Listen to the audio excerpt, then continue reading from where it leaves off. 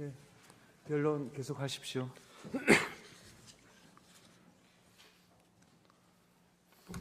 예, 송주로 변호사입니다. 발표하겠습니다. 이 사건 계엄은 정당하고 합법적으로 진행되었습니다. 이 사건 계엄 진행이 적법한 것인가 위법한 것인가를 판단하는 기준에 대해서는 대법원은 외부로 드러난 행위와 그 행위에 이르게 된 경위 그리고 그 행위의 결과 등을 종합하여 판단해야 한다고 판시한 바 있습니다. 즉 계엄이라는 바구니에 담긴 실체를 통해 판단하여야 한다고 하였습니다. 실체도 없고 또 실제로 발생하지도 않은 것을 예정하여 판단하여서는 안 됩니다. 즉 이 사건의 경우에는 비상계엄의 원인과 실제 발생한 결과로 판단되어져야 함을 먼저 말씀드립니다. 이 사건 변론의 순서는 먼저 국회의 봉쇄가 없었으며 두 번째로 국회 의결을 방해하지 않았고 세 번째로 정치인 등을 체포하려 한 사실이 없었다는 순으로 발표하도록 하겠습니다. 먼저 국회 봉쇄가 있었는지에 대해서 살펴보겠습니다. 국회의 둘레는 총 2.5km이고 또 출입문이 7개이며 또 각 건물들은 지하 통로로 연결되어 있고 의원들을 포함한 수천 명의 사람들이 근무하고 있습니다. 이 넓은 공간과 사람들을 통제하고 국회의장, 국회 본회의장 출입 봉쇄를 즉흥적으로 할 수는 없습니다. 일단 병력을 우선 출동시켜 놓고 그때그때 명령을 내리면서 통제할 수도 없습니다. 따라서 반드시 사전 준비와 연습이 필요하고 또한 충분한 군 병력의 동원 준비가 필요합니다. 그럼 대통령이 피청구인이 국회 봉쇄를 사전에 준비하였는지 살펴보겠습니다. 피청구인은 이번 계엄의 성격을 메시지 계엄, 국민 호소형 계엄으로 정의하였기에 국회 봉쇄 자체가 필요 없었습니다. 이 점은 김용현 국방부 장관의 증언에서도 밝혀졌습니다. 또한 국회의원의 국회 출입 저지, 국회 해제 요구안 결의를 방해하려는 어떠한 계획도 없었다고 김용현 장관은 증언하였습니다. 이진우 소방사령관은 계엄 당일 예하 사여단장과 부부 동반 회식까지 하는 등 계엄을 전혀 준비하지 않았고 소방사 간부들도 퇴근 후에 개인 정비, 육아, 회식 등의 평범한 일상을 보냈습니다. 특전사는 일가 이후 간부들이 모두 퇴근을 하였고 특전사가 출동이 늦은 이유가 간부들 모두 퇴근한 상태에서 소집을 하느라 늦어졌다고 증언한 바 있습니다. 707 부대장 김현태는 계엄을 준비하기 위해 하루 전에 모든 훈련이 취소되었다는 언론 보도는 사실이 아님을 증언하였습니다. 조조 경찰청장은 김봉식 서울경찰청장과 함께 계엄 당일 저녁 안가에서 대통령과 국방부 장관을 만나 국회 외곽 질서 유지를 지시받기는 하였지만 실제 계엄이 있을 것이라고는 생각하지도 못했고 만약에 계엄이 있을 줄 알았다면 집으로 퇴근하지 않고 사무실로 갔을 것이다 라고 진술한 바 있습니다. 김봉식 서울경찰청장 역시 계엄이 있을 것으로 생각했다면 국회 외곽 질서 유지를 위해 40개 기동대는 즉시 동원할 수 있었지만 그렇게 하지 않았다고 증언하였습니다. 또한 국회 계엄 발령을 한 일시만 보아도 피청구인이 국회 봉쇄를 사전에 준비하지 않았음을 알 수 있습니다. 계엄 당일 국회는 예산안 처리를 위해 정기의 기간이었기에 많은 수의 의원과 관계자들이 의원회관에 있었고 또 나머지 의원들도 모두 서울과 그 인근에 있는 상태였습니다. 피청구인이 국회 봉쇄를 하고자 했다면 계엄 발령을 토요일 새벽으로 했을 것입니다. 토요일 새벽이었다면 많은 수의 국회의원들이 금요일 저녁에 지역구로 내려간 후여서 신속히 국회로 돌아온 것이 어려웠을 것이기 때문입니다. 또한 국회 각 건물은 지하 통로로 연결되어 있는데 이를 봉쇄할 어떠한 계획도 가지고 있지 않았습니다. 지금까지 살펴본 바와 같이 피청구인은 국회 봉쇄를 위한 어떠한 계획도 하지 않았습니다. 또 마찬가지로 그렇다면 피청구인이 국회 봉쇄를 위해서 충분한 병력 동원을 준비하였는지 그 여부에 대해서도 한번 살펴보겠습니다. 김용현 국방부 장관은 국회 봉쇄를 위해서는 약 7,000명의 병력이 필요하다고 얘기했습니다. 김봉식 서울경찰청장의 경우에는 외곽 봉쇄만 5,000에서 7,000명이 필요하다고 증언하였습니다. 조조 경찰청장은 문 하나만 봉쇄하는데도 5개 기동대가 필요하다고 하였는데 5개 기동대면 약 300명의 경찰 인력을 말합니다. 이런 의견을 종합해 보면은 국회 봉쇄에는 약 7,000명에서 8,000명 정도가 필요한 것으로 보입니다. 그렇다면 피청구인이 이러한 규모의 병력 동원을 사전에 준비하려 했는지 한번 살펴보겠습니다. 김영용 국방부 장관은 피청구인에게 과거의 계엄 사례를 얘기하면서 1군단, 7군단 병력 5만에서 6만이 동원된 바 있다고 과거에 설명을 했습니다. 그러나 대통령은 과거의 계엄과는 다르게 국민 호소형 또 메시지형 계엄을 설명하면서 보병 2개 중대 규모보다 조금 더 많은 280명만을 동원하고 또 간부만 동원하라고 지시하였습니다. 그리고 외곽 경비와 질서 유지는 경찰에 맡기라고 지시했습니다. 김용현 국방부 장관은 이 점에 대해서 국회에서 증언한 바도 있고 또 본 법정에서 증언한 바 있습니다. 당시 국방부 장관은 그러면 계엄이라고 볼 수 없지 않습니까? 라고 되물어 본 사실까지 있습니다. 이렇듯 대통령은 처음부터 국회 봉쇄를 염두에 두지 않은 것은 너무나 명백합니다. 그럼 실제로 계엄 발생 후에 최초 출동한 병력의 규모와 또 도착 시간에 대해서 한번 살펴보겠습니다. 그림은 계엄 발령 1시간 내에 출동한 군 병력입니다. 특전사가 96명, 그리고 수방사가 41명 최초 출동했습니다. 최초 출동한 군 병력은 합쳐서 137명이 전부였습니다. 수방사 병력 41명은 계엄 발령 후 1시간 30분이 돼서야 국회 경내도 아니고 국회 인근에 도착을 했고, 수방사 병력 96명은 계엄 발령 후 1시간 40분이 지난 후에야 모두 국회 경내에 진입했습니다. 계엄 발령 1시간 40분 후면은 00시 10분경인데 이 시간이면 국회 본청에 의원 및 의회 관계자들 상당수가 이미 들어간 상태였습니다. 국회 봉쇄에 필요한 최소 병력 7,000명보다 훨씬 적은 병력인 137명만이 최초 출동한 것만 보아도 피청구인이 국회 봉쇄를 위한 충분한 병력을 준비하지 않았다는 점은 너무도 명백합니다. 다음으로 피청구인이 국회 봉쇄를 지시하였는지 한번 살펴보도록 하겠습니다. 김영용 국방부 장관은 피청구인이 특별히 강조한 것은 군 병력의 이동은 반드시 계엄 발령 후에 하라는 것이었다고 증언하였습니다. 국회 봉쇄를 하려 했다면 계엄 발령과 동시에 바로 통제를 해서 누구도 들어가지 못하게 사전에 병력을 국회 인근까지 미리 이동시키고 대기시켰을 것입니다. 또한 김용현은 피청구인이 12월 4일 00시에 직접 전화를 해서 의원들 출입을 막지 말라고 다시 한번 당부하였다고 증언한 바도 있습니다. 수방사령관, 특전사령관, 그리고 경찰청장과 서울경찰청장 모두 피청구인으로부터 사전에 국회 봉쇄 지시를 받은 바 없다고 증언한 바 있습니다. 그런데 국회 각 문은 2회에 걸쳐서 통제가 되었는데 누가 왜 했는지, 그리고 그것이 피청구인의 지시에 의해서 출입문 봉쇄가 된 것인지 한번 살펴보도록 하겠습니다. 12월 4일 22시 48분부터 23시 07분까지 있었던 1차 출입문 통제는 경찰청장과 서울경찰청장이 서로 논의 끝에 질서 유지와 시민 안전을 위해 조지호가 김봉식에게 지시를 내린 것이라고 두 명 모두 일관되게 진술하였는 바 조지호의 지시에 의해 통제된 것으로 확인되었습니다. 그 이후에 김봉식이 국회 관계자에 대한 출입을 막을 법적 근거가 없다고 조지호에게 보고하였고, 국회 관계자와 국회 출입기자에 한하여 출입증을 확인한 후 국회 출입을 허용하였습니다. 그러다가 다시 12월 3일 23시 37분부터 12월 4일 01시 45분까지 시행된 2차 출입문에 대한 봉쇄가 있었는데, 이에 대해서는 조지호는 박한수 계엄사령관이 포고령을 불러주면서 국회를 통제해달라는 요청 또는 지시가 있었기에 자신이 김봉식에게 지시를 내린 것이라고 검찰에서 진술한 바 있습니다.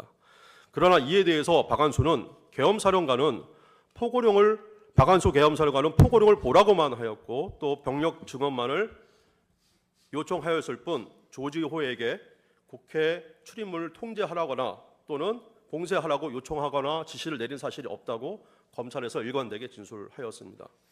그럼 박한수와 조지호의 발언 중 누가 어느 것이 더 타당한지를 한번 살펴보면, 조지호 자신도 계엄 발령이 있은 그 바로 다음 날 2024년 12월 5일에 있은 국회 행안위에 출석해서 자신이 포고령을 보고 지시를 한 것이라고 발언을 하였고, 또 다른 검찰 조사에서는 포고령을 확인한 후에 조치한 것이라고 진술을 스스로 하였습니다. 조지호로부터 지시를 받은 김봉식 서울청장 역시 조지호가 포고령에 따라 통제를 할 것을 지시하였다고 증언하였고, 조조의 지시를 김봉식에게 전달한 경찰청 경비국장 엄정주 역시 조지호가 포고령에 따라 국회 출입을 완전 통제할 것을 지시하였다고 하였습니다. 그렇다면은 2차 출입문 봉쇄는 조지호가 포고령을 보고 스스로 지시를 내린 것이 분명합니다. 다만 2차 출입문 봉쇄에도 울타리는 차단되지 아니하였고, 국회 울타리는 여자도 넘어갈 수 있는 정도여서 의원이나 관계자나 국회로 들어가는 데는 다소 불편할 뿐 전혀 문제가 되지 않아 봉쇄가 있었다고 보기는 어렵습니다. 마지막으로 국회가 실제로 봉쇄가 되어 국회의원의 본청에 출입을 하지 못해 계엄 해제 요구안 의결을 하는데 방해를 받았는지 살펴보겠습니다. 그림은 국회 계엄 해제 요구안이 가결된 12월 4일 01시 01분까지 국회 경내에 진입한 병력과 그 위치를 나타낸 것입니다. 12월 4일 01시 01분까지 국회 경내에 진입한 군 병력의 총수는 284명입니다. 피청구인이 국방부 장관에게 계엄 전에 지시한 280명과 차이가 없습니다. 수방사 병력은 14명만이 진입해서 시민들을 피해서 국회 수소 충전소 담벼락 밑에 있었고, 특전사 병력 중 54명이 국회 본청에 진입은 하였습니다. 나머지는 마찬가지로 국회 담 근처에 대기하고 있었습니다. 당시 국회 본청 안팎에는 수천 명의 국회 관계자와 시민들이 있었는데 284명을 가지고 국회 본청을 통제한다는 것은 불가능하였습니다. 국회 봉쇄를 위해서 7천에서 8천 명의 병력이 필요하다고 고려할 때 280명은 국회 봉쇄가 불가능한 숫자였습니다. 결과적으로 피청구인은 국회 봉쇄를 사전에 준비하지도 않았고 국회 봉쇄를 지시하지도 않았으며 실제로 국회가 봉쇄되어 의원들의 계엄 해제 요구안 가결을 못하는 사태가 발생하지도 않았습니다. 다음으로 국회 의결을 피청구인이 방해하였는지에 대해서 살펴보겠습니다.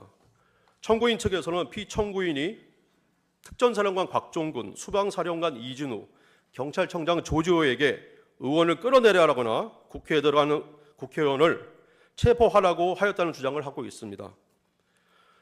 먼저 피청구인이 의원을 끌어내라는 지시 등을 하였다는 주장이 얼마나 그 상황에 부합하지 않는 것인지 먼저 말씀드리겠습니다. 피청구인은 사전에 국회 봉쇄를 계획하지도 않았습니다. 또한 국회 봉쇄에 필요한 충분한 병력을 준비하도록 지시하지도 않았습니다. 그런데 갑자기 마음을 바꾸어 의원들을 끌어내라고 지시하였을 리도 만무하고, 또 의원들을 끌어내는 것 역시 즉흥적으로 할 수 있는 일도 아니었습니다. 대체 의원들을 끌어내어 어디에 둘 것이며 또 의원들을 끌어낸다고 계엄 해제 의결이 안 되는 것도 아닙니다.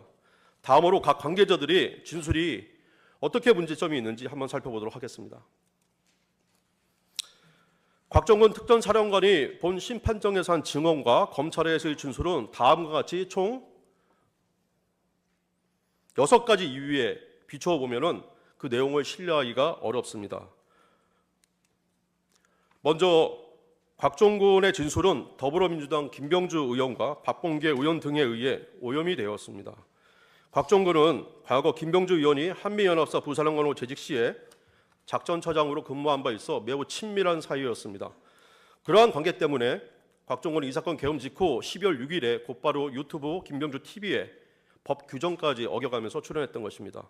최근에 곽종근의 부하인 707 단자 김현태의 폭내에 의해서 밝혀진 사실에 따르면 김병주 의원은 그 전날인 12월 5일에 미리 곽종근에게 시나리오를 주며 질문에 대한 답변을 연습시켰고, 다음날 김병주 의원은 박선원 의원과 함께 마치 특전사를 항의 방문하는 것처럼 방문했고, 곽종근과 인터뷰를 하면서 국방부 장관이 국회 본청에 진입한 특전사 요원들을 빼내라 라는 지시를 하였던 곽종근의 답변을 국회의원을 끌어내라 라는 지시로 둔갑시켰습니다.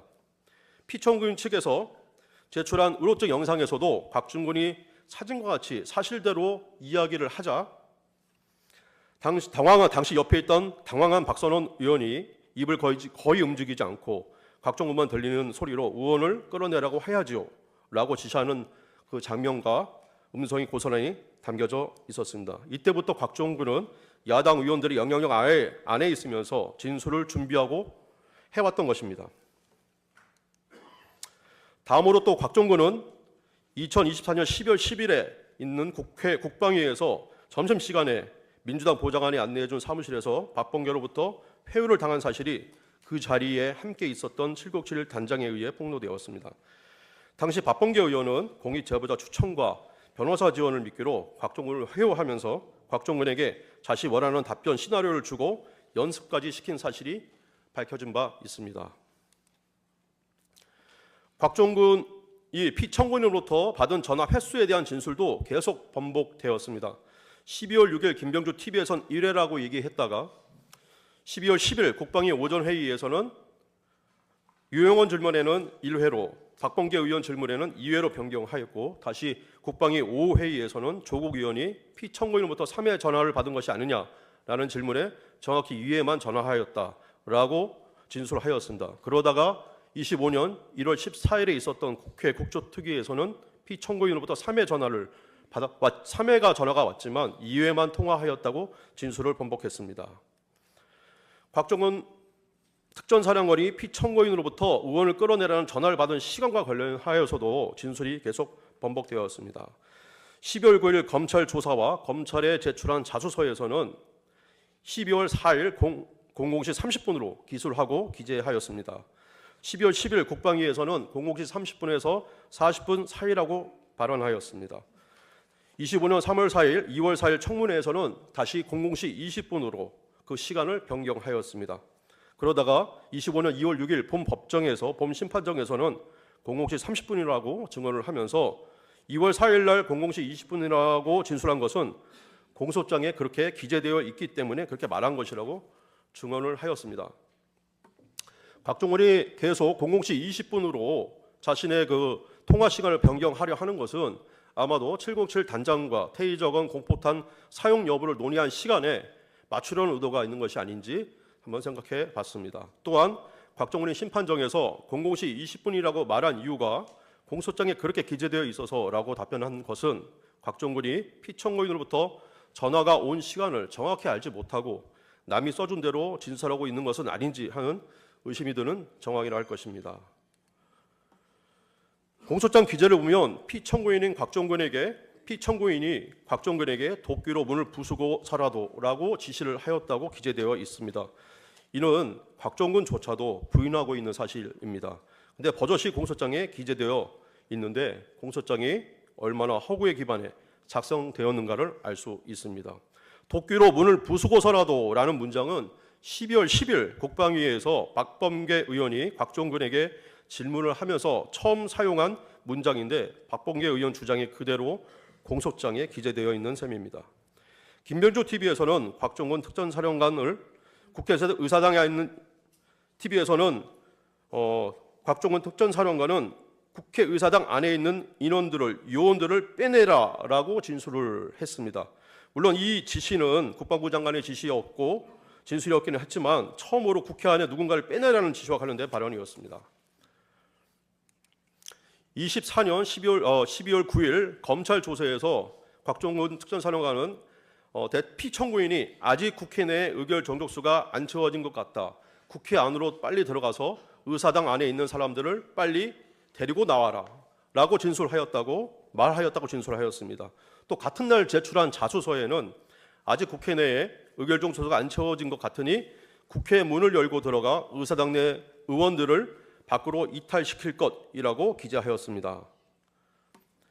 24년 12월 10일 날 있었던 국회 국방위와 본 심판정에서는 아직 국회 내 의결 정도가 안 채워진 것 같다. 빨리 문을 부수고 들어가서 안에 있는 인원들을 끄집어내라라고 진술하였습니다. 추가로 본 심판정에서 재판관님이 질문에 피청구인이 인원이란 단어를 사용해서 지시하였다고 증언하였고 의원이란 단어는 사용하지 않았다고 증언하였습니다. 결론적으로 국회의사당 안에 있는 누군가를 빼나라는 지시에 대해서 곽종근의 진술이 변화한 것을 최종적으로 살펴보면 최초에 김병주 TV에서 말했던 국회의사당 안에 있는 인원 요원들을 빼내라는 그런 발언이 최종적으로는 아직 국회 내에 의사 의결 경족수가 안 채워진 것 같다. 빨리 문을 부수고 들어가서 안에 있는 인원들을 끄집어내라로 변경된 것입니다.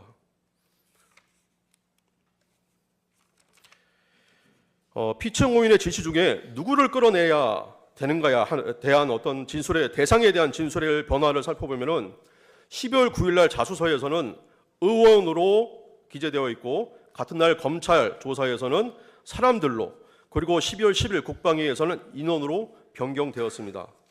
여기서 인원이라는 것이 의미와 관련돼서 문제가 되는데, 본 심판정에서는 인원이라는 의미가 무엇을 의미하냐는 청구인 측 질문에 국회의원으로 확신한다고 증언을 하였는데, 12월 9일 최초의 검찰 조사에서는 스스로 국회의원으로 이해했다고 진술한 바 있습니다. 인원이라는 용어 사용과 관련하여서 피청구인이 국회의원을 인원으로 지칭하였다는 것인데, 피청구인을 비롯한 일반인들은 국회의원을 가리켜서 인원이라는 말을 사용하지 않습니다. 통상적으로는 사람 또는 의원이라고 칭하는 것이 되게 일반적인 것인데, 국회의원을 가리켜서 인원이라고 칭하는 용어를 사용하는 것은 군인밖에는 없습니다. 이는 곽종근 스스로 예하 지휘관에게 내린 지시가 아닌지 하는 의심되는 정황입니다. 특히 본 법정에서 오늘 청구인 측에서 증거 설명을 하면서 707 단장이 최초에 출동을 할 때 곽종근으로부터 의원들을 막아라라는 지시가 있었다라는 사실을 진술한 바 있습니다. 이 지시는 국방부 장관이나 피청구인이 누구도 지시가 내린 바가 없는 내용입니다. 그렇다면 곽종근이 처음부터 임무를 넘어가 지시받은 임무를 넘어서 의원들 또는 의원들의 출입을 막고 국회 안에 있는 의원들의 의원들을 끄집어내려는 그런 지시를 한 것으로 의심되는 정황으로 볼 수밖에 없습니다.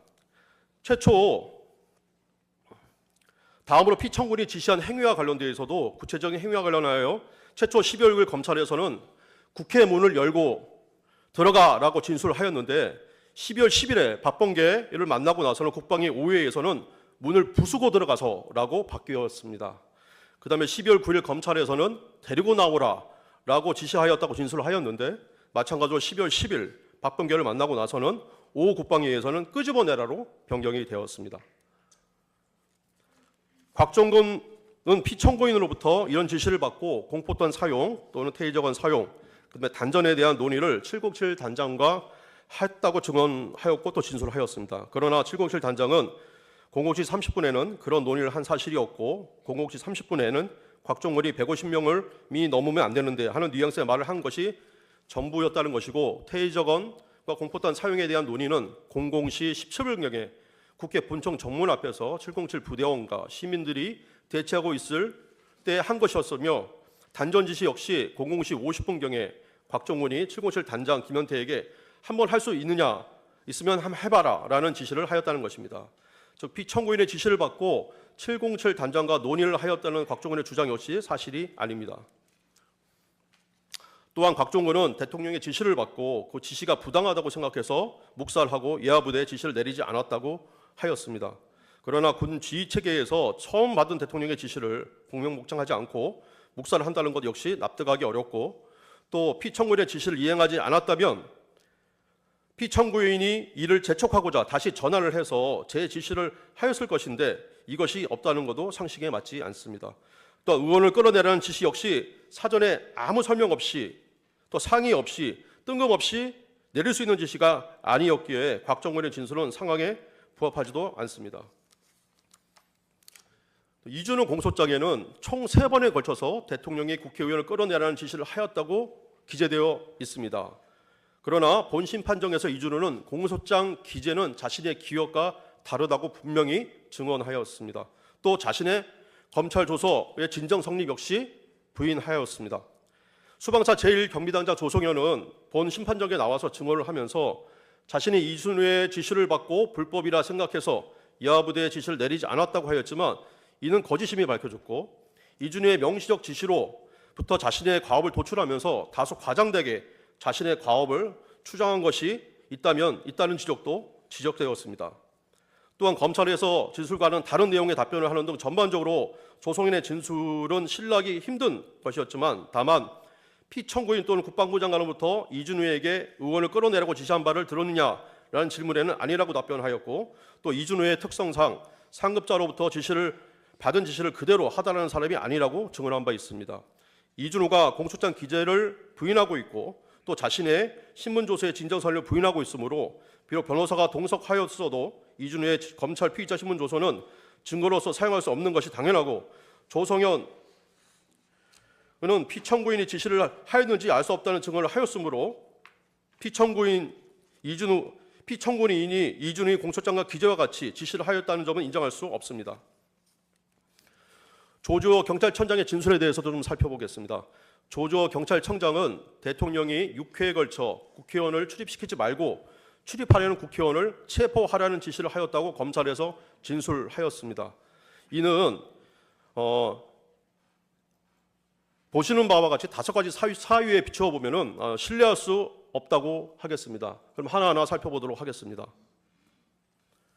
조주호는 검찰에서 대통령으로부터 총 8번의 비화폰 전화를 받았다고 진술을 했습니다. 그중 의원을 체포하라는 앞에 6번 전화는 모두 포고령이 공포된 이후에 전화를 받은 것이라고 하였습니다. 그리고 뒤에 2번 전화는 격려 전화였다고 하였습니다. 그리고 앞에 6번 전화가 뒤에 2번 전화와 사이에는 다른 사람의 전화가 있었다고 그걸로 구분할 수 있다고 증언하였습니다. 피청구인은 본 심판정에서 그 중간에 걸린 다른 사람의 전화가 계엄사령관의 박안수 전화냐라는 질문에 그렇게 답변하였습니다. 박안수의 전화는 조지호에게 계엄 포고령을 알려주는 전화였고 전화를 한 시간은 23시 23분경이었습니다. 그렇다면 포고령이 공포되고 나서 대통령으로부터 6번의 전화를 받았다는 조주의 검찰 진술은 본 심판정에서의 증언과는 양립될 수 없습니다. 또 계엄령 선포 이후 포고령 공포 이전까지 대통령이 6번에 걸쳐서 전화를 하여 국회의원 체포를 지시하였다는 것도 그 짧은 시간에 조주호에게 반복해서 6번의 전화를 했다는 것은 상황에 부합하지 않습니다. 따라서 조주호가 피청구인으로부터 6번 연속으로 국회의원을 체포하라는 전화를 받았다는 것은 그 시기가 어느 경우이든 간에 신뢰하기 어렵다 할 것입니다.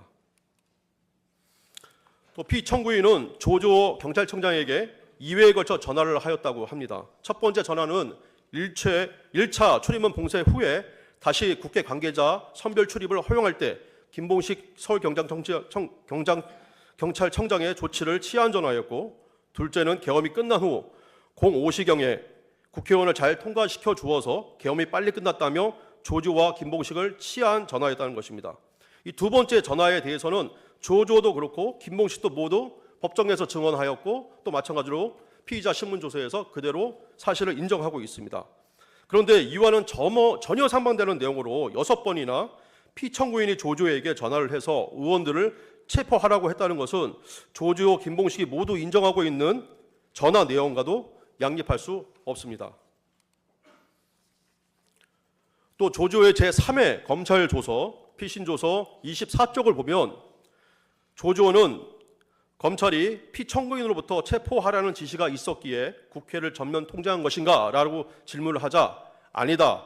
만약 그렇다면 국회를 통제하고 국회의원을 체포하라고 했을 것이다. 라고 답변하였습니다. 즉 피청구인으로부터 국회의원을 체포하라는 지시를 받지 않았고 그렇게 자신 스스로 국회의원을 체포하라는 지시를 내리지 않았다고 진술하고 있습니다. 조주호의 진술은 또한 상식에도 부합하지 않습니다. 피청구인으로부터 6번의 지시를 받고 네 하면서 반복하면서 예하 간부들한테 아무런 지시도 내리지 않았다고 검찰 조사에서 진술하였습니다. 그렇지만 특전사령관 곽정근의 경우와 마찬가지로 이는 공직사회에서 있을 수 없는 일이며 국회의원을 체포하라는 것도 사전에 상의 없이 뜬금없이 조주호에게 무작정 전화를 걸어서 6번이나 종용할 수 있는 문제도 아니었습니다. 마지막으로 조주호의 진술은 수사기관이 무리한 수사로 신뢰할 수가 없습니다. 조주호는 혈액암을 앓고 있고 그 와중에도 수사기관과 국회에 출석해서 진술을 하였고 그 시간은 무려 52시간이나 달합니다. 또한 병상에 누워서 8번의 조사를 받았고 한 번 받을 때 최장 8시간 가까이 조사를 받기도 하였습니다. 수사기관은 자신들이 원하는 답변을 얻어내기 위해 환자인 조주호에게 무리한 조사를 한 것으로 보이며 따라 조주호가 정확한 기억을 가지고 진술하였다고는 인정할 수 없습니다.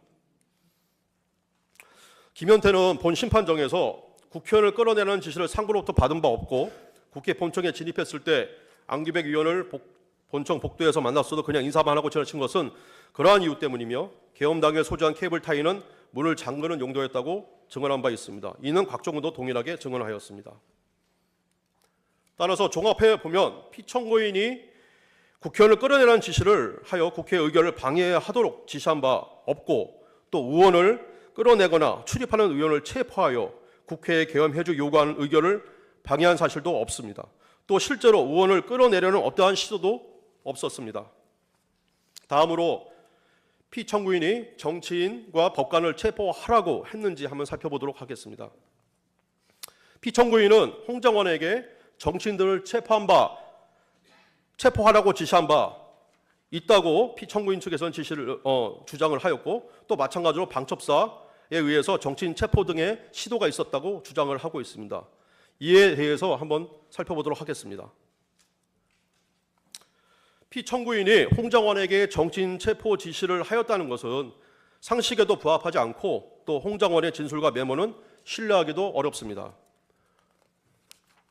먼저 상식에 부합하지 않는 점을 살펴보면 피청구인이 홍장원에게 받지 계엄하는 거라는 말을 하였다는 것인데, 이는 매우 친밀한 사이가 아니면 할 수 없는 말입니다.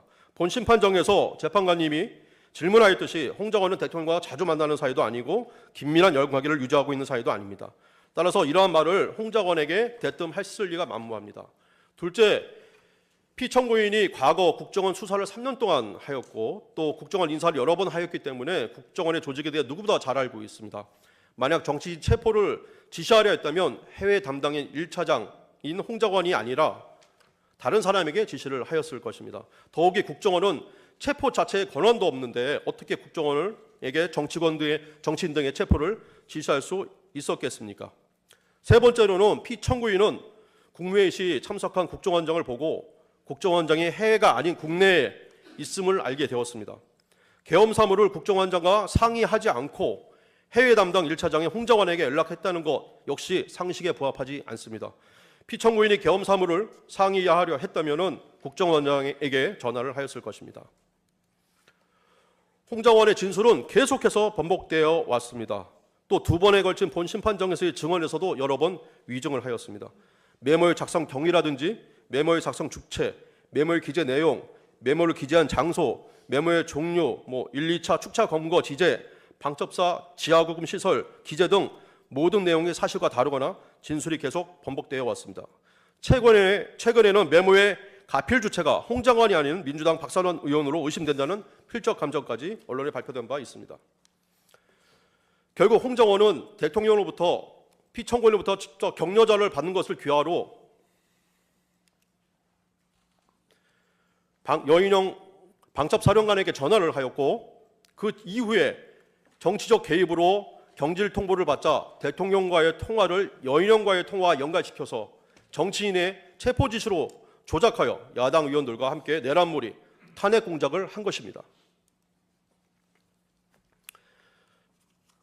다음으로 방첩사가 정치인 법관 체포를 시도하였는지에 대해서 한번 살펴보겠습니다.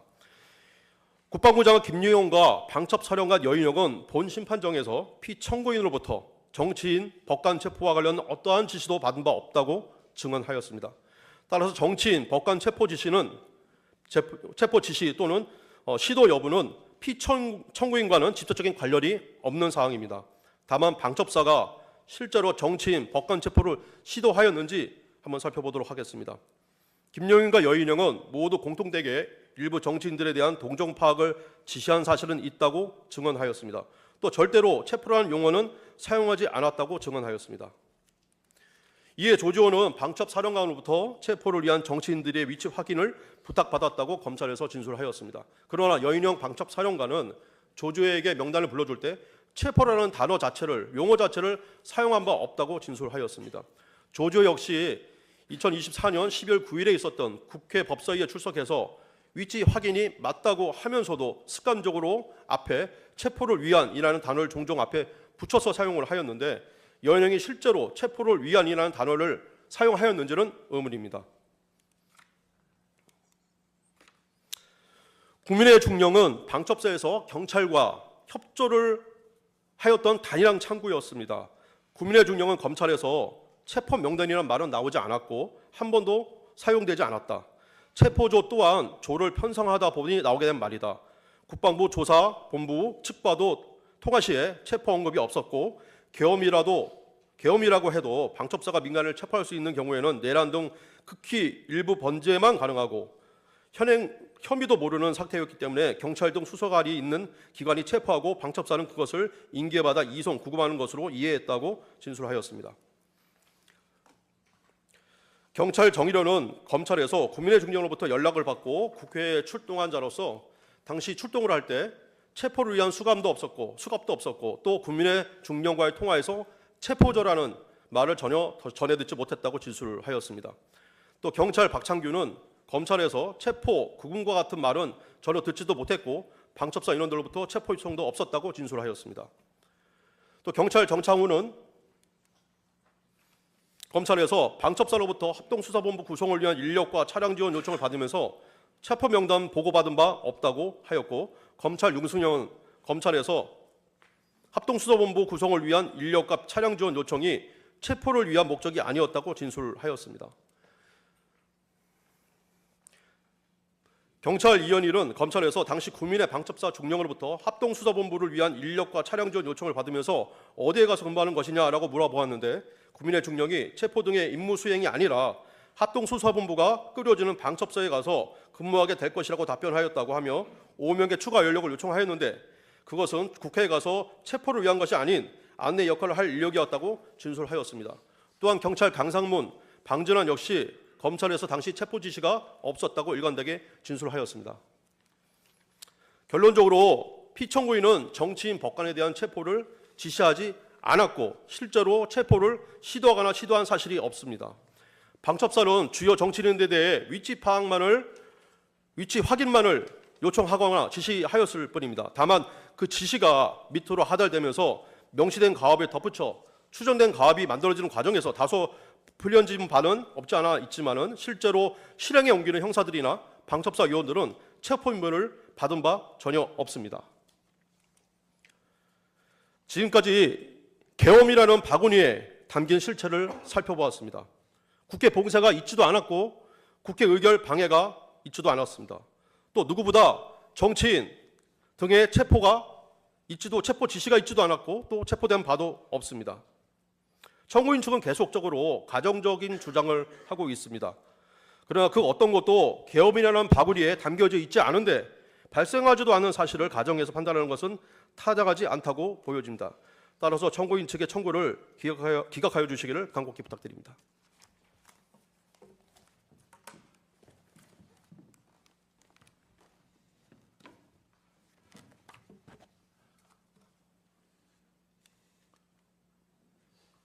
예, 이어서 포고령 및 나머지 문제에 대해서 설명하겠습니다. 포고령에 대해서 말씀드리겠습니다. 피청구인은 포고령 1호로서 국회의 계엄 해제 결의 또는 정상적인 국회 활동을 의정 활동을 금지하거나 방해할 의도가 전혀 없었습니다. 대법원도 모든 정치 활동을 중지하고 정치적 발언을 일체 불허한다는 규정이 포함된 포고령에 대해서 국회의 계엄 해제 요구 등 고유 권한을 제한하는 것은 아니라고 판시한 바 있습니다. 포고령은 김영현 국방부 장관이 과거 선례를 참조하여 작성한 것을 피청구인이 단시간 내에 대국민 호소형 계엄을 선포할 생각이었으므로 개략적으로 검토한 것에 지나지 않습니다. 위 포고령을 시행할 구체적인 실행 계획도 실행 논의도 실행 의지도 없었으며 시행을 위한 후속 프로그램 준비도 전혀 없었고 국회나 지방의회 활동을 제한하거나 방해한 바도 없습니다. 최상목 부총리의 메모에 대해서 말씀드리겠습니다. 이 문건은 국방부 장관 김용현이 작성하여서 실무자를 통해 최상목 부총리에게 전달한 걸로 알려져 있습니다. 그러나 피청구인이 문건을 작성을 지시하거나 작성한 바 전혀 없습니다. 문건 작성자인 김용호는 위 문건상의 비상입법기구라는 용어에 대해서 대통령이 긴급 재정 명령을 내리면 그것을 수행할 기구나 예산을 검토해달라는 취지였다고 말을 밝혔습니다. 시민들은 위 메모상의 비상입법기구라는 표현에서 과거 전두환 대통령의 신군부의 국보위를 연상하는 것 같습니다.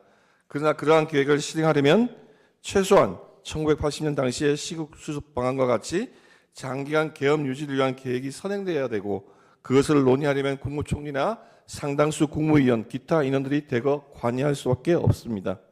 이 건 비상계엄은 피청구인 대통령이 단시간에 걸친 대국민 호소를 위한 것이었으므로 처음부터 그런 계획이나 논의는 전혀 염두에 두지 않았고 조사할 그런 것은 전혀 없었습니다.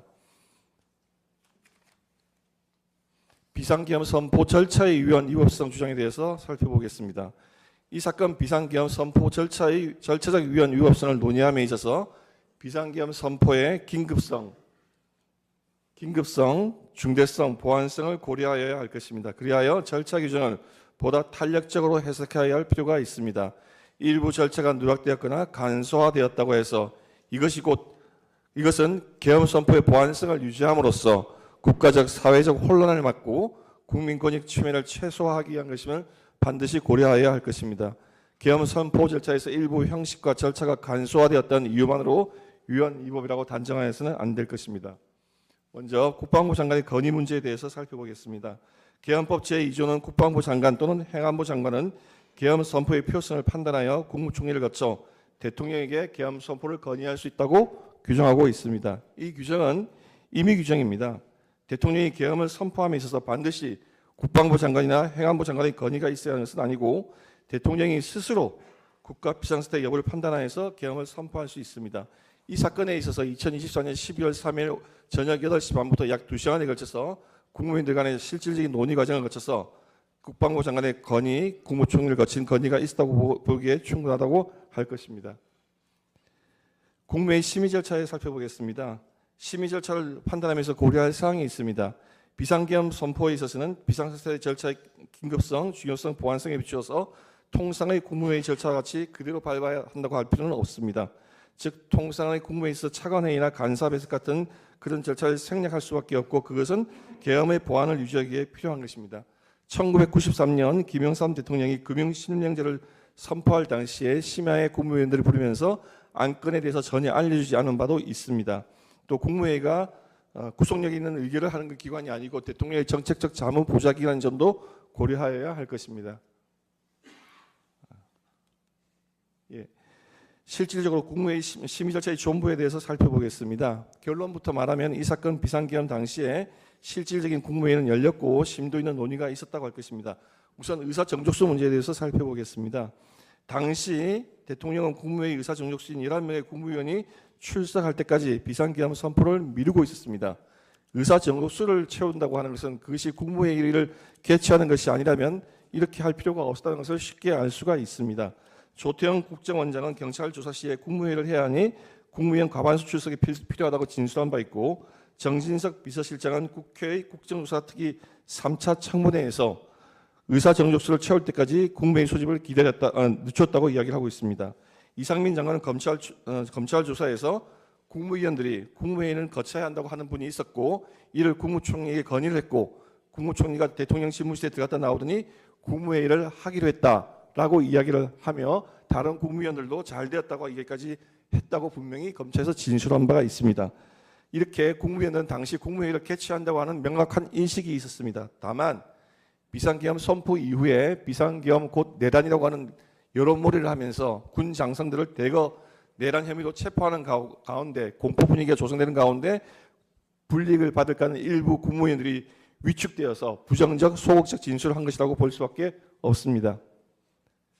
국무회의 장소가 특정 장소에서 개최되어야 한다고 하는 바는 없기 때문에 대통령 집무실에 있는 대회의실에서 열렸다고 해서 전혀 위법한 것은 아닙니다. 국무회의 개최된 시간을 의사 정족수가 채워진 시간으로 본다면 22시 17분부터 22시 22분까지 5분 남짓입니다. 그러나 국무위원들이 순차 오는 시간부터 본다면 약 2시간에 걸쳐서 대통령과 국방부 장관과 대통령이 비상계엄을 선포한다는 것을 알렸고 각자 국무위원들이 자기 맡은 부서에 비추어서 어떤 염려되는 말을 다 개진을 하고 심도 있는 토론이 이루어졌습니다.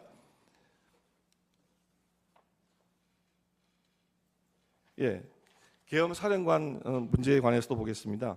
강희구 부속실장은 계엄 사령관을 육군 참모총장 박안수로 임명한다는 내용이 담겨 있는 계엄 선포문 11부를 복사해서 국방부 장관에게 전달하였고 국방부 장관이 국무위원들에게 배부하는 것을 보면서 대회의실을 나왔다고 분명히 밝히고 있고 이러한 내용은 김용현 국방부 장관 역시 증언하고 있습니다. 이를 기억하지 못하고 있다고 하는 일부 국무위원들의 진술 역시 좀 전에 이야기한 것처럼 비상계엄을 원하는 국무회의에 참석해서 발언하거나 저지하지 않았다고 하는 것 자체를 내란으로 몰고 있는, 내란 공금으로 몰고 있는 그런 분위기 속에서 이루어진 것이라고 양해할 수가 있겠습니다. 문서주의와 부서주의에 위반됐다고 하는 그 문제에 관해서 살펴보겠습니다. 문서주의와 부서제도는 법적 안전성 보장, 신중한 권한 행사, 대통령의 전제 방지, 관련 국무위원들의 책임 소재를 명확하게 하기 위해서 것이기 때문에 국가 비상사태에서도 원칙적으로는 준수하는 것이 맞습니다. 다만 국가 긴급 상황에서 그 형식적인 절차보다는 실질적인 절차를 좀 고려해야 하고 사후 보완도 얼마든지 있을 수 있다는 것을 생각해야 할 것입니다. 부서라고 하는 것은 국무회의록 작성과는 전혀 다른 것이고 국법상 행위 그 자체에 대한 것입니다. 이건 비상계엄 이후에 강의구 부속실장이 관련 문서를 작성하였으나 국무총리가 작성 권한과 책임이 국방부에 있으므로 국방부 장관이 이를 기한하여서 올린 것이 옳다는 취지로 말을 하여서 그 절차를 밟던 기간 동안에 계엄 선포를 내란으로 규정하여서 이런 분위기가 조성되고 있었기 때문에 실무자들이 내란 혐의자로 몰릴까 두려워하여 그 절차가 중단된 것입니다. 이것을 두고 피청구인이 부서 제도나 문서주의를 위반한 것이고 그것이 파면을 정당할 정도의 어떤 중대한 위헌 사유라고 볼 수는 없다고 할 것입니다.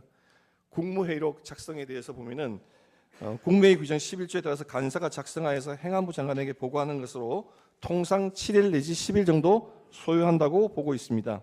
이 사건의 경우에 행안부가 2024년 12월 6일 대통령실에 자료를 요청했고 대통령실에서는 며칠 후 자료를 제공을 했습니다.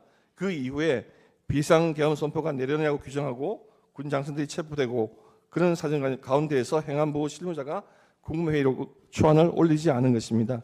이렇게 국무회의록 작성에 관한 실무자의 어떤 처리 여부를 가지고 위헌 여부를 논한다고 하는 것은 상식 밖의 일이라 할 것입니다. 계엄 선포를 국회에 통과했는지 여부에 관해서 보겠습니다. 이 사건 계엄 선포는 대통령이 2024년 12월 3일 밤 10시 23분경 대국민 담화문 형식을 통해서 TV 생중계되는 가운데 발표했습니다. 모든 국민과 국회의원들이 이를 통해 알았습니다. 국회는 곧바로 계엄 해제 요구한 의결 절차에 착수하여서 12월 4일 01시 01분경 해제 요구안을 가결했습니다. TV 생중계를 통해서 비상계엄을 선포해서 국회도 충분히 인지했을 뿐만 아니라 계엄 선포부터 해제 의결시까지 초단시간 내에 이루어져서 국회 통보문을 작성하여 송부할 시간조차 없는 상황에서 계엄 해제 요구안이 가결되어 버렸습니다. 이러한 점을 감안하면 피청구인의 국회 통고 위반을 인정하기는 어렵다고 할 것입니다. 계엄 해제에 대해서 살펴보겠습니다. 국회는 2024년 12월 4일 01시 01분경 계엄 해제 요구안을 의결했고 대통령은 같은 날 새벽 04시 30분경에 국무회의 개최를 해서 계엄 해제를 의결을 했습니다. 비상계엄을 선포하고 이것이 대국민 호소형 계엄이었기 때문에 다수의 국무위원들은 귀가를 했습니다. 그래서 계엄 해제를 위한 국무회의 소집을 했을 때 국무위원들이 자기 집에서 또는 다른 장소에서 대통령 집무실까지 오는 시간이 필요하고 담화문 작성에도 시간이 필요하며 검토 등의 시간을 고려하면 국회의 계엄 해제 요구한 의결 후 지체 없이 계엄을 해제했다고 할 것입니다. 대통령은 그 계엄 해제 의결 이전에도 군대를 국회 등에서 철수할 것을 지시하였고 병력은 그 전에 모두 철수하였습니다. 이상과 같이 피청구인 대통령이 계엄 선포를 하고 해제하는 과정에서 그 절차 과정에서 헌법과 법률을 중대하게 위반하는 것은 없다고 할 것입니다. 다음 대통령을 탄핵 인용하여서 파면할 정도의 중대한 헌법 법률 위반이 있는지에 관해서 살펴보겠습니다.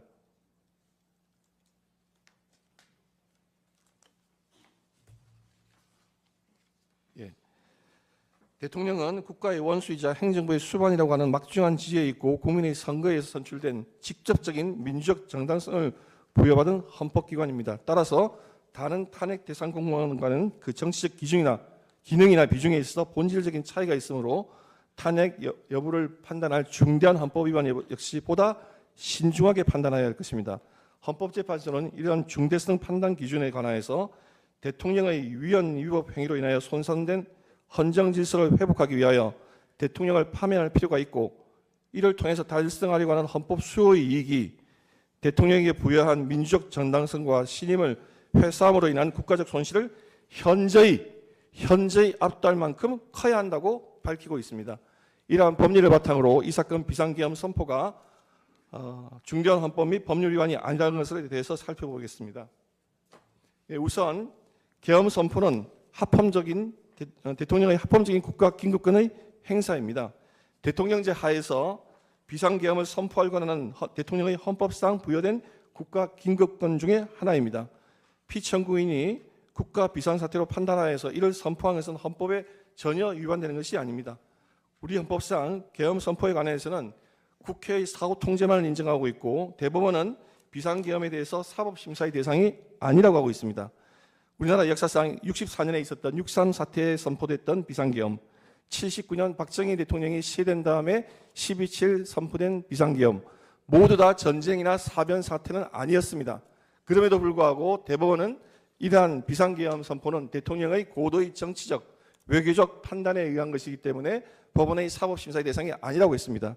다만 소추인 측이 인용하고 있는 1980년 5.17 비상계엄 선포, 거기에 대해서도 대법원은 원칙적으로는 비상계엄은 사법심사의 대상이 아니지만 그 계엄 선포의 동기, 이후 수행 계획, 그 결과 등에 비추어서 국헌문화의 목적이 인정되는 경우에는 사법심사의 대상이 될 수 있다고 하였습니다.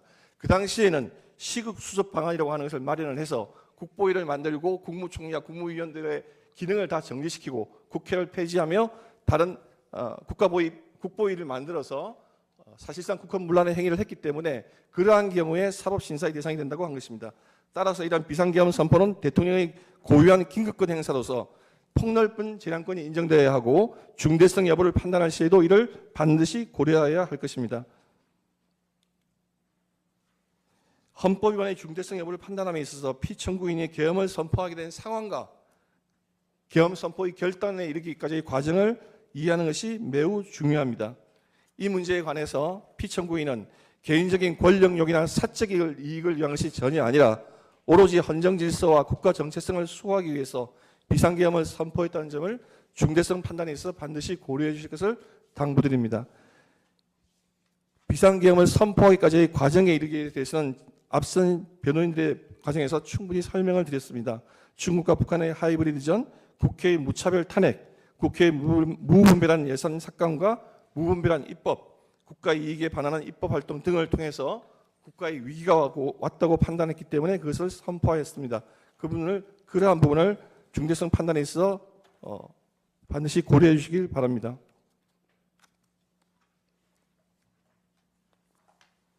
예. 비상계엄 선포를 사법심사의 대상으로 삼는다 하더라도 비례의 원칙에 비추어 중대한 위법은 아니라고 할 것입니다.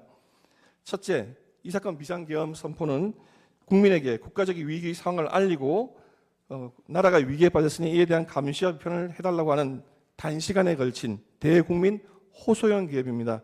이런 우리나라 헌법 질서와 원칙을 파괴하는 것이 아니고 오히려 위기에 빠진 자유민주주의와 헌정 질서를 바로잡고 수호하기 위한 것이었습니다. 앞서 변호인께도 말을 했지만 비상계엄이라는 형식에 주목하지 말고 그것에 담아서 국민에게 전달하고 했던 그 내용을 주목하여 주시기를 당부드립니다. 비상계엄은 단시간에 끝날 대국민 호소형이었기 때문에 실제로 계엄 선포 후에 포고령을 실행하거나 이를 실행할 구체적인 계획을 수립하거나 논의한 바도 없고 이 사건 비상계엄은 2시간 남짓 만에 끝났으며 계엄 선포 및 해제 과정에서 부상당한 시민은 한 명도 없고 오히려 출동했던 계엄군들이 부상당한 사례만 있으며 국민들의 기본권이 실질적으로 침해된 바도 없습니다. 비상계엄을 선포하면서 계엄군을 출동시킨 것은 계엄 선포에 따른 질서 유지와 안전 조치를 위한 것입니다. 피청구에는 계엄군을 출동 지시를 하면서 질서 유지에 필요한 최소한의 병력, 비무장 원칙, 하사관 이상의 간부를 구성하여서 시민 안정에 최우선 중점을 둘 것을 강조하였고 실제 국회 경내 병력 투입은 280명에 할 것을 지시했습니다. 또한 경찰은 국회 외곽 질서 유지 및 경비만을 담당했을 뿐입니다. 이 사건 비상계엄 선포로 해서 국회의 권능 행사가 무력화되지도 않고 마비되지도 않았습니다. 피청구인은 비상계엄 선포 후 국회의원의 국회 출입 금지를 지시한 바도 없고 체포를 지시한 바는 더욱 없습니다. 피청구인이 국회의 비상계엄 해제 요구한 의결을 저지하라고 지시한 바도 없습니다. 그러한 의도는 피청구인이 최초에 국회에 출동시킨 병력의 숫자에서 명백히 드러납니다. 처음부터 국회를 완전 봉쇄하고 계엄 해제 의결 요구를 막으려고 했다면 적어도 5천 명 이상의 무장병력을 투입했을 것인데 비무장병력 280명을 출동했다는 자체가 국회의 정상적인 계엄 해제 요구한 의결을 저지할 의도가 전혀 없었다는 것을 보여줍니다. 실제 피청군의 의사대로 이 계엄은 단시간 만에 해제 요구 의견이 가결됐고 해제되었습니다. 피청구인이 중앙선거관리위원회에 계엄군을 출동시킨 것도 법률상 허용 범위 내에 속하는 것이라 할 것입니다. 앞서 도태호 변호사가 잘 지적했지만 중앙선거관리의 선거 시스템에 대해서는 2023년 보안 점검 결과 심각한 문제가 있었고 2020년 총선 당시 선관위 전산 시스템은 망분리가 되어 있지 않아 해커들의 공격에 무방비 상태였습니다. 통합 유권자 명부 탈취부터 시작해서 온갖 실시간 개표 및 결과 조작도 이론상 가능한 상태였습니다. 앞서 변호인이 밝혔지만은 제도의 범위 내에서 법원도 검찰도 경찰도 어느 누구도 이 문제를 해결하지 못하고 있는 상황이었습니다. 그렇다면 국민주권주의와 선거 시스템의 최종적인 책임을 지고 있는 국가 원수로서의 대통령이 그 문제에 대해서 점검하는 것은 오히려 국민주권을 지켜야 될 대통령으로서 당연한 책무로 할 것입니다. 비상계엄이 선포되면 그 지역 내 모든 행정사무는 계엄법에 따라서 계엄사령관이 관장하게 되므로 피청구인은 계엄법이 허용한 범위 내에서 선관위의 전산 시스템을 점검하는 차원에서 소규모 병력을 보냈던 것일 뿐입니다. 거대 야당은 피청구인이 독재를 하고 집권 연장을 위해서 비상계엄을 선포했다고 주장하고 있습니다. 이것이야말로 계엄 곧 내란이라고 하는 전형적인 정치 공작 프레임이라고 할 것이고 그 저희는 야당이 지금같이 입법 폭출을 자행하고 이재명 대표로 하여금 조기 대선을 개최하여서 대선에 출마하게 하고자 하는 그러한 것에 지나지 않는다고 할 것입니다. 거대 야당이 영상을 좀 준비해 주십시오. 피청구인이 2024년 12월 3일 계엄을 통해서 국민들에게 대한민국이 심각한 국가 비상사태에 빠져 있음을 알렸고 부디 감시와 견제를 통해서 이를 시정해 주실 것을, 이를 견제해 줄 것을 간절히 호소했는데 국민들은 그 위기를 인식하고 지시를 보내주고 계십니다. 동영상 부탁합니다.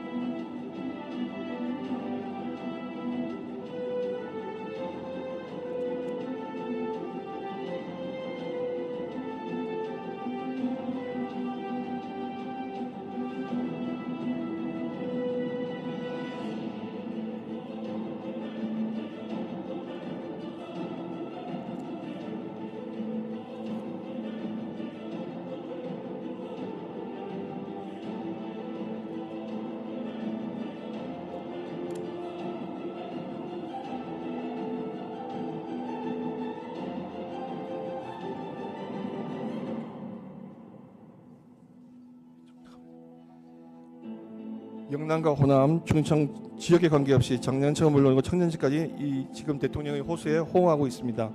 마지막으로 존경하는 재판장님, 이러한 것은 지금 헌법 위반이 결코 대통령을 파면시킬 정도의 중대한 헌법 위반이 없다는 것을 보여줍니다. 한 가지 당부드리고 싶은 마지막 말씀을 끝마치도록 하겠습니다.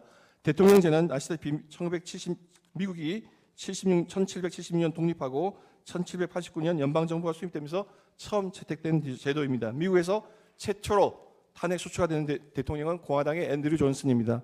당시 의회가 임명 동의한 장관은 대통령이 해임할 수 없다는 공직임법을 위반하여 앤드류 존슨 대통령이 에드워드 스탠튼 장관을 해임하는 것이 문제가 되었습니다. 그때 탄핵 소추가 될 것이라고 의결될 것이라고 생각했지만 거기에 반대하는 의원이 있었습니다. 에드먼드 로스 의원이 이렇게 말했습니다. 그 말을 그대로 옮겨보겠습니다. 나는 문자 그대로 내가 들어갈 무덤 속을 들여다보았다. 우정, 지위, 재산, 그리고 야심만만한 사람들의 인생을 뜻있게 만들어준 모든 것이 내 말 한마디로 사라지려 했다. 그는 그 위험을 알고 있음에도 불구하고 탄핵 반대표를 행사했습니다. 왜 그랬을까요? 대통령을 국민들이 선거에 의해 선출하거나 교체하지 아니하고 탄핵 제도를 이용해서 축출한 사례가 쌓이기 시작한다면 워싱턴 대통령이 경고하였듯이 탄핵 제도가 정권을 쟁취하는 수단이 되고 복수심에 잔뜩 날을 세운 정당이 다른 정당을 번갈아 압제하는 전제주의, 입법부 독주의 전제주의가 들었을 것을 염려했기 때문입니다. 우리나라 1948년 건국 이후 80년 동안 2004년부터 단 20년 사이에 세 번째 탄핵 소추 사태가 지금 심판이 벌어지고 있습니다. 국회의 법사위는 진지한 조사도 없이 신문 쪼가리 몇 개 붙여서 대통령을 탄핵 소추 의결하고 헌법재판소는 헌법재판소법을 위반하여 수사재판적인 기록을 가져다 쓰고 탄핵 절차에서 준용하라는 형사소송법의 대원칙을 무시하고 헌법재판의 성질이라는 모호한 말을 내세워서 전문법칙을 배제하여 사실 인정을 하고 있습니다. 이러한 탄핵 재판이 반복된다면 국회 다수당은 탄핵 제도를 정권 쟁취의 수단으로 악용하려는 유혹에 빠지기 쉬우며 상대 정당은 복수심에 칼을 갈게 됩니다. 헌정 수호의 사명을 부여받은 헌법재판소가 헌정 파괴의 통로가 되는 이 악순환의 고리를 헌법재판인들께서 이번에 그 악순환의 고리를 끊어주시기를 간절히 당부드립니다.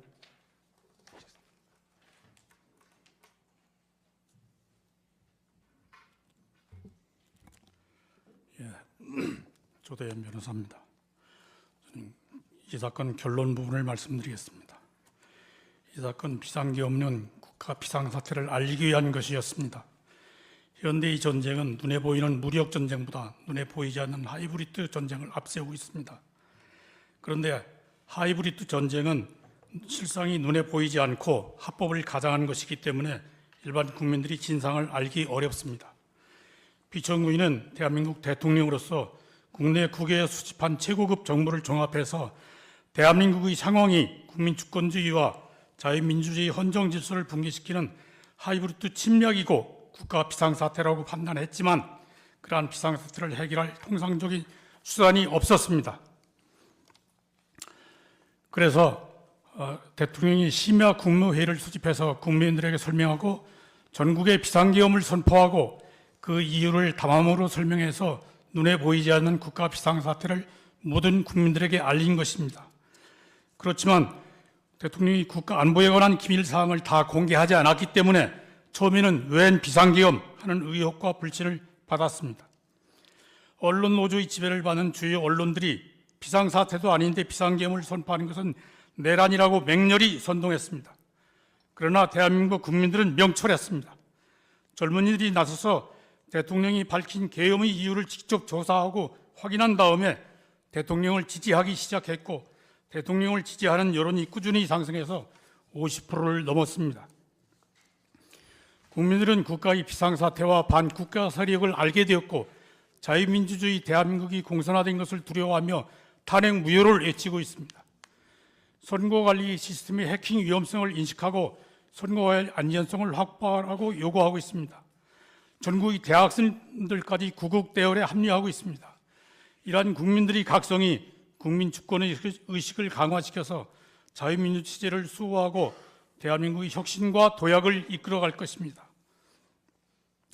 그런데도 국회의 과반수 권력이 비상계엄과 관련된 장관들과 장군들을 겁박하고 회유해서 대통령의 비상대권 행사를 내란 범죄로 꾸미고 수사 권력이 총동원돼서 내란죄의 조서를 7만 장 넘게 꾸몄습니다.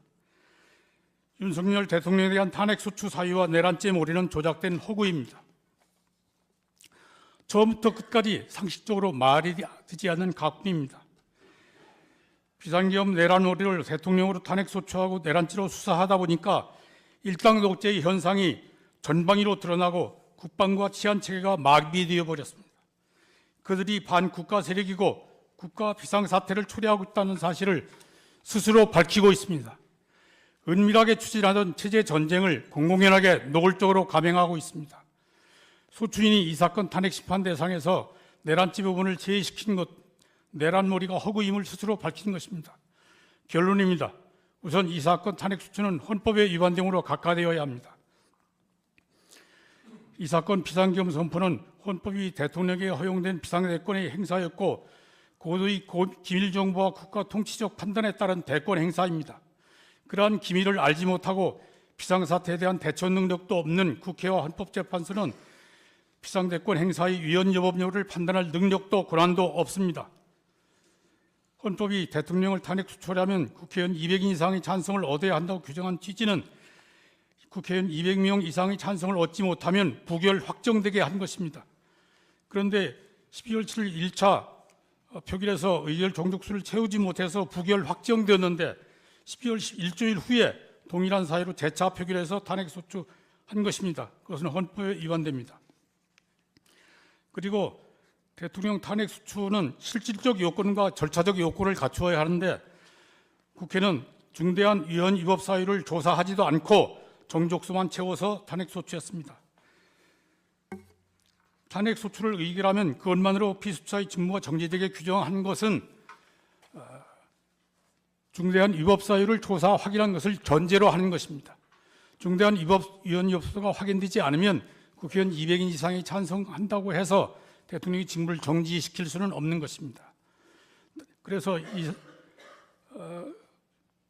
국회가 이 사건 중대한 위헌 위법 사유를 조사하지 않고 대통령 탄핵 소추했기 때문에 그것은 부적법하고 헌법재판소는 탄핵 소추기관의 조사 업무를 계속할 것이 아니고 탄핵 심판을 해서 탄핵 소추를 각하하고 피소추인이 부당하게 정지된 직무를 회복시켜야 마땅합니다. 그리고 국회의 과반수 권력이 대통령의 비상계엄 선포를 내란죄로 몰아서 탄핵 소추 의결수를 정족수를 태운 다음에 헌법재판소의 탄핵 심판 대상에서는 내란죄 부분을 제외했습니다. 그래서 내란죄 부분을 뺀 나머지 심판 대상에서는 국회의원 200인 이상의 찬성을 얻었다고 볼 수 없습니다. 그리고 이 사건 비상계엄 선포는 헌법 질서를 수호하기 위한 것이라 아니라 정권을 탈취하라는 목적에서 감행된 것이고 탄핵 소추권을 남용한 것입니다. 그러므로 이 사건 탄핵 소추는 각하되어야 마땅합니다. 그리고 이 사건 탄핵 사유를 인정할 증거가 없습니다. 헌법재판소 40조 2항은 탄핵 심판 절차의 증거 조사는 민사소송법을 따르지 말고 형사소송법을 준용하라고 명시하고 있습니다. 형사소송법 312조는 수사기관이 제3자의 진술을 기재한 조서는 진정하게 작성되었더라도 그 진실성이 확인한 경우에만 심판 자료로 증거 자료로 쓸 수 있다고 규정하고 있습니다. 헌법재판소는 탄핵 심판의 특수성을 앞세워서 형사소송법의 전문 법칙을 완화하여 적용할 수 있다고 주장하지만 그것은 사실조사 대상에 대해서는 적용되지 않는 것입니다. 위헌 여부의 평가 대상인 사실관계의 전부에 관한 조사는 소추기관에서 조사하든 심판기관에서 조사하든 형사소송법의 전문 법칙을 엄격히 적용해서 해야 하는 것이고 그렇게 확정된 사유가 중대한 위헌 위법에 해당되는 여부, 파면의 상당성 여부가 있는지 여부에 대해 판단하는 과정에서는 전문 법칙을 완화하여 적용할 수 있을 뿐입니다. 그리고 소추인이 이 사건 증거로 제출한 것은 대부분 제3자의 진술을 기재한 조서이고 피청구인이 증거로 쓰는데 동의하지 않았기 때문에 피청구인이 이 법정에서 그 진술 내용이 실제 사실과 부합하는지 여부를 확인한 경우에만 증거로 사용할 수 있습니다. 그런데 이 사건에서는 증인으로 나온 사람들도 수사기관의 진술 내용이 사실과 다른 부분이 많다고 진술했기 때문에 증거로 사용할 수 없습니다. 결국 이 사건 탄핵 사유를 인정할 적법한 증거 자료가 없기 때문에 이 사건 탄핵 소추는 기각되어야 합니다. 이상입니다.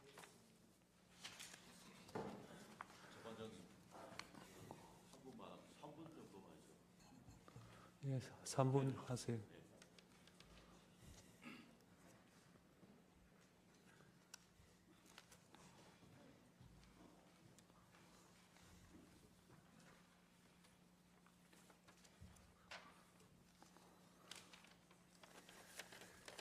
존경하는 정상면 변호사입니다.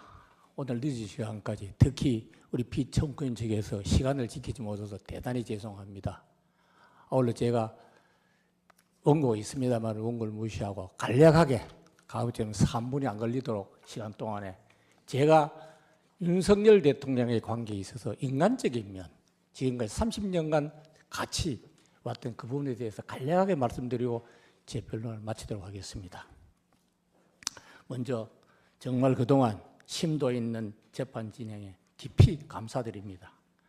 저는 검사 윤석열이 30년 전 처음 검사로 인간되어서 왔을 때부터 서울검사장, 검찰총장, 대통령 후보, 대통령이 되어서 오늘에 이르기까지 직접 또는 먼 발치에서 줄곧 지켜보았습니다. 그래서 제가 오늘 경험한 바를 여러 가지 측면에서 말씀드리고자 합니다. 그의 생각에는 공직에 있어서는 국가는 정의롭고 자유로운 민주주의 국가여야 하고 국민의 나라의 주인이 한다는 항상 그런 기였습니다. 그의 유명한 이야기, 나는 사람에게 충성하지 않는다는 말을 이를 대변하고 있다고 봅니다. 인간 윤석열은 너무나도 인간적인 사람이었고 사람 냄새가 났습니다. 그래서 사람들과 함께 하기를 좋아했고 특히 시장에서 어려운 장사를 하고 있는 그분들과도 만나는 사람들과 항상 있기를 즐겨했습니다. 또한 거짓은 진실을 덮을 수 없다는 소신이었고 거짓과 불의를 보면 참지 못하였고 본인이 다른 사람에게 시키지 아니하고 항상 직접 일선에 나서서 진두지휘하는 것이었습니다. 아마 이 재판 과정에서 느끼셨겠지만 많은 지휘관들한테 본인이 직접 지휘하는 건 거의 검찰 시절부터 하는 품성이라고 봐주시면 감사하겠습니다. 그래서 특히 이 검찰총장이 되는 과정에서 어려운 상황에서도 본인을 선택해 주신 문재인 대통령에 대하여도 개인적인 정리보다는 공직자의 본분을 선택하여 살아있는 권력에 저하여 소신을 관찰했고 그 직분에 충실했습니다. 그래서 결국 정치에 입문하는 과정이 그랬습니다. 정치에 입문에서도 이러한 그의 생각과 소신은 말과 행동으로 국민들에게 보여주었습니다. 일찍이 아리스토텔레스께서는 인간은 사회적 동물, 즉 정치적인 동물이라고 했습니다. 그가 나온 수사학에서 이런 말이 있습니다. 법은 과거에 대한 언어이며 정치는 미래에 대한 언어라고 하였습니다. 법집행기관인 검찰에서 실체적 진실만 밝혀 이러한 법의 규정에 따라서 유무죄만 따지고 처벌하는 그런 상황에서 살았습니다. 그러나 정치는 국회의 미래를 설계하고 이를 실행해 나가는 것입니다. 그러기에 검사로서의 평생을 살아오다가 뜻하지 않게 여러 가지 여건 때문에 떠밀리다시피 해서 들어선 정치를 하면서 상당히 고민을 하고 힘들었다는 건 저는 가까이서 듣기도 했고 또 그 사정을 보고 있었습니다.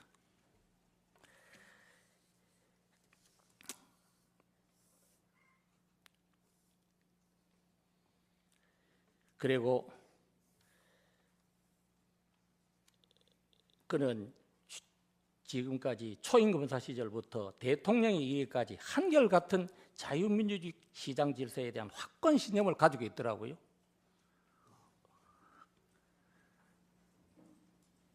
그래서 이 비상계엄 선포 과정에 있어서도 그의 평생 살아온 그런 소신, 그런 연전선상에서 보아주셨으면 하는 게 제 바람입니다.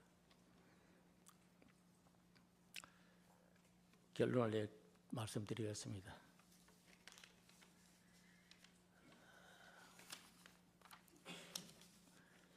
자세한 내용은 다른 변호인들이 다 말씀드리서 저는 결론만 말씀드리겠습니다. 지금까지 청구인 측에서는 주장하는 여러 가지 윤석열의 인간 문제, 불소통 문제, 여러 가지 문제점에 대해서 말씀하셨습니다만 이러한 거대 담론들은 피청구인 역시 잘 알고 있고 이에 대해서 많은 고민을 하고 있었습니다.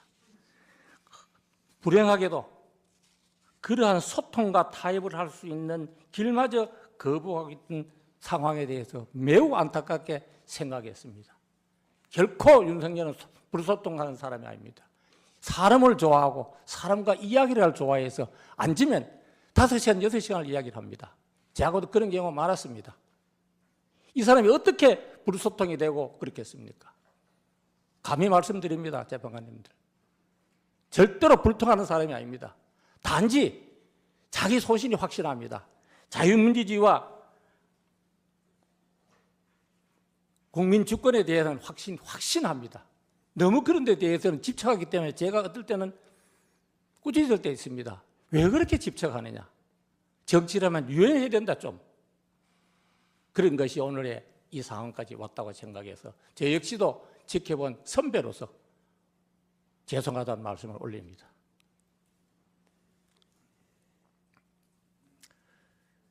지금 결론적으로 우리의 정치가 정말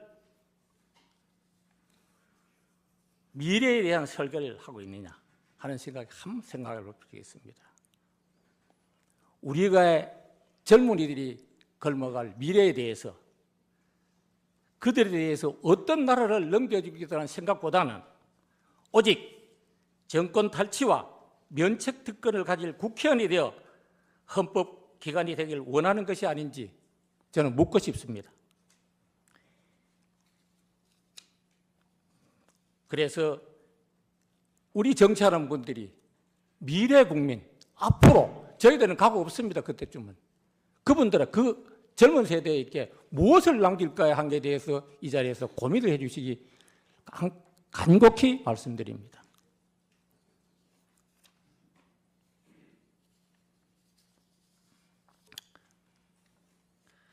어쨌든 여러 가지 드릴 말씀이 있습니다만 바쁘신 중에도 제가 또 말을 터뜨리는 게 못해서 결론 말씀드리겠습니다.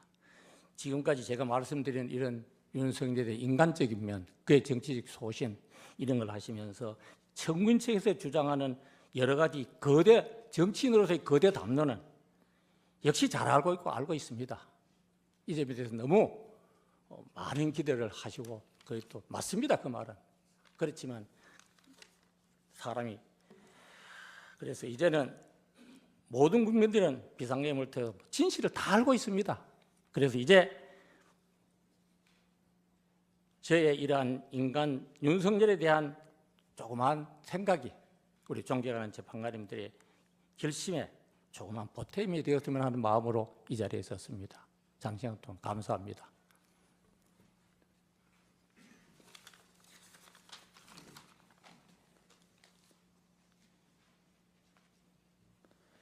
예, 마지막으로 당사자의 최종 의견을 듣는 절차를 진행하겠습니다.